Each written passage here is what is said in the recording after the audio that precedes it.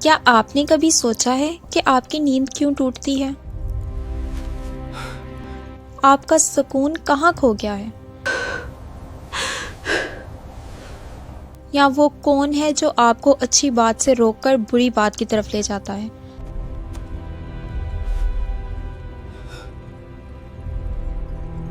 یہ آپ کا دماغ نہیں، یہ آپ کے دل میں پھونکے جانے والا وہ زہریلا وسوسہ ہے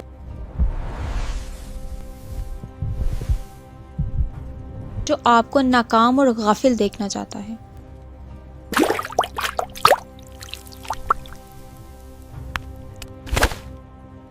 یہ چھپا ہوا دشمن ہے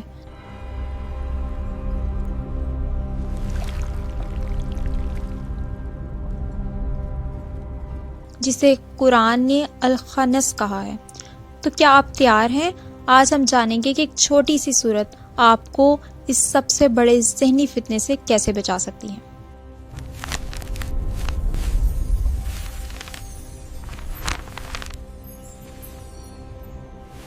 یہ بات ہے تاریخ کے اس دور کی جب نبوت کا سفر آزمائش کی سب سے بڑی گھٹن منزل پر تھا۔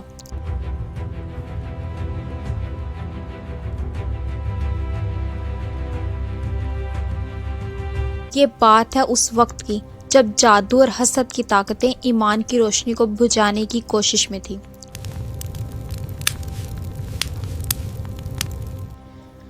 روایت میں آتا ہے جب مدینہ منورہ میں یہودیوں کے سردار لبید بن عاصم نے حسد اور دشمنی کی آگ میں آپ صلی اللہ علیہ وسلم پر جادو کیا، اس جادو کے اثر سے آپ صلی اللہ علیہ وسلم بیمار رہنے لگے۔ بعض اوقات آپ کو لگتا تھا کہ آپ نے کوئی کام کیا ہے جبکہ حقیقت میں وہ نہیں کیا ہوتا تھا۔ وہ درد اور پریشانی کی گھڑی، وحی کا نزول بند ہو چکا تھا اس غم اور بیماری کی حالت میں جب خشک سالی کا عالم تھا۔ تب رحمت الہی جوش میں آئی اور ایک ساتھ دو روشنیاں اتری۔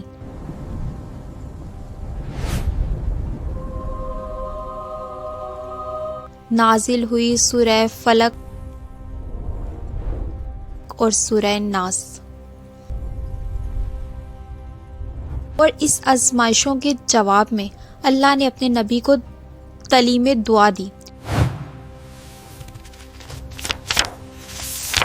ایک ایسی دعا جو ہر طرح کے شر سے نجات کا سبب بنی۔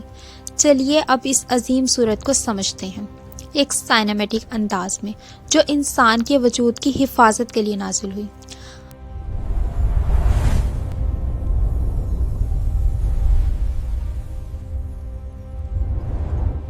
اللہ سبحانہ وتعالیٰ فرماتے ہیں قُلْ أَعُوذُ بِرَبِّ النَّاسِ مَالِكِ النَّاسِ إِلَٰهِ النَّاسِ، کہو میں پناہ مانگتا ہوں لوگوں کے رب کی، لوگوں کے بادشاہ کی، لوگوں کے معبود کی۔ یہاں تین صفات کا ذکر کیوں ہے؟ تاکہ حفاظت کی ضرورت پوری طرح سے پوری ہو۔ رب جو پال رہا ہے، مالک جو حکومت کر رہا ہے، اور اللہ جس کی عبادت کی جاتی ہے۔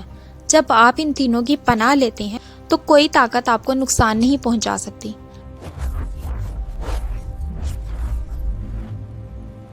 پھر اللہ سبحانہ و تعالیٰ فرماتے ہیں من شر وسواس الخناس، وسوسے ڈالنے والے کے شر سے جو چھپ کر بار بار آتا ہے۔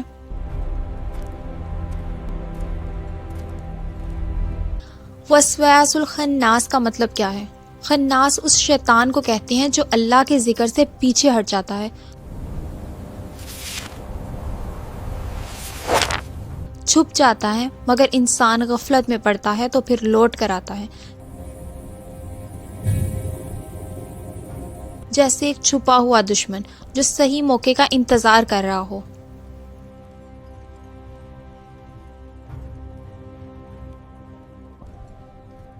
صحیح مسلم کی حدیث میں آتا ہے، حضرت عائشہ رضی اللہ تعالیٰ عنہ سے روایت ہے کہ جب رسول اللہ صلی اللہ علیہ وسلم بیمار ہوتے تو سورہ فلق اور سورہ ناس پڑھ کر اپنے جسم پر دم کرتے تھے، اور جب آپ کی بیماری زیادہ ہو جاتی تو میں یہ صورتیں پڑھ کر آپ پر دم کیا کرتی تھی۔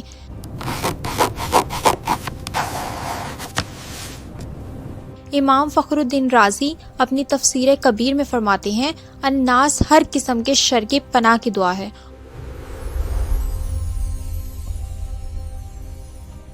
اور وسوسہ سب سے خطرناک شر ہے کیونکہ یہ چھپا ہوا ہوتا ہے۔ یعنی سورہ ناس صرف جادو سے نہیں بلکہ ذہن اور دل کی حفاظت کے لیے ہے۔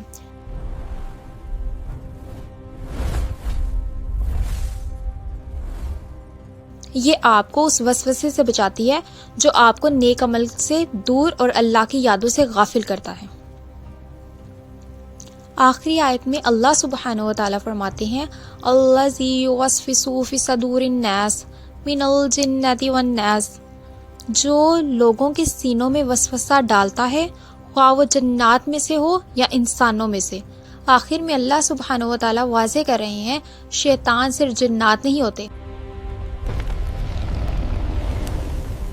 دوست، غلط رائے، حسد کرنے والا انسان بھی آپ کے لیے وسوسہ بن سکتا ہے۔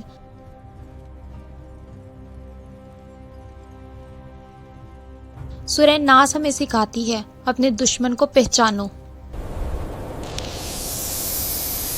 اور سدا اس خدا کی پناہ لو جو سارے انسانوں کا رب، مالک اور اللہ ہے۔ تو آج سے صبح اور شام کے اذکار میں سونے سے پہلے اور جب بھی دل میں برے خیال آئیں اس مبارک سورہ کو دل سے پڑھیے۔ اگر آپ کو قرآن اور حدیث کی روشنی میں یہ سفر پسند آیا اور آپ چاہتے ہیں کہ ایسی ویڈیوز ہر طرف پہنچے تو اس چینل کو سبسکرائب کریں اور کومنٹس میں بتائیں کہ اگلی کس موضوع پر آپ ایسی سائنمیٹک ویڈیوز چاہتے ہیں۔ جزاک اللہ خیر۔